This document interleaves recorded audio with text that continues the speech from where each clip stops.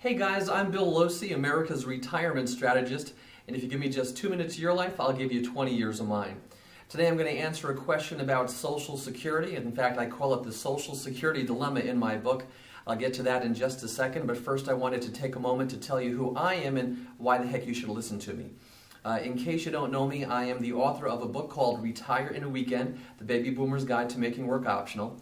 I'm the publisher of a free weekly award-winning newsletter called Retirement Intelligence. I've also am a highly sought-after speaker as well as guest expert on personal finance, radio and TV programs nationwide. But finally and most importantly, I've been counseling people just like yourself for about the last 20 years. So one of the most frequently asked questions I always get is about Social Security, and the question is something like this: should I take Social Security at 62 or should I wait? And my answer is always this: it depends. Because it depends upon a lot of factors. It depends upon whether or not you're going to continue to work until your full retirement age or have an income until retirement age. It's going to depend upon whether or not you have a pension, whether or not you have a spouse, whether or not you have a lot of debt or still have an existing mortgage. So lots of different factors go into this decision as to whether or not you should take Social Security early. Keep in mind, if you do take Social Security early, it's amounting to basically a permanently reduced benefit, usually somewhere between 20 to 30% less than what your full retirement benefit is. But there are some reasons that perhaps you do want to take Social Security at 62 or 63, for example. And I'm referring to my book here, Retire in a Weekend.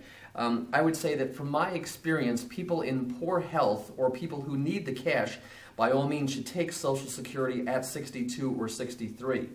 Conversely, if you are still working, perhaps if you have a history of longevity in your family, perhaps you have a substantial 6 or 7 figure investment portfolio, and perhaps you don't think you're going to have to tap into it for quite some time, you might actually do yourself a bigger service by holding off and waiting on collecting Social Security until your full retirement age, or at least until 64 or 65, for example. Some of you actually might be better off waiting until age 70, especially if you think you're going to be around for 25 or 30 years. In short, what I always tell people is that if you think you're going to live at least until age 77, you want to consider starting your Social Security benefits after age 62 or 63.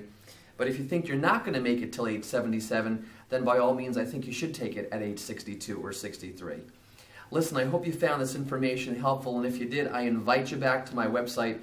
There I have a free 30-page report you can download called The 10 Biggest Mistakes That People Make When Retiring and How You Can Avoid Them.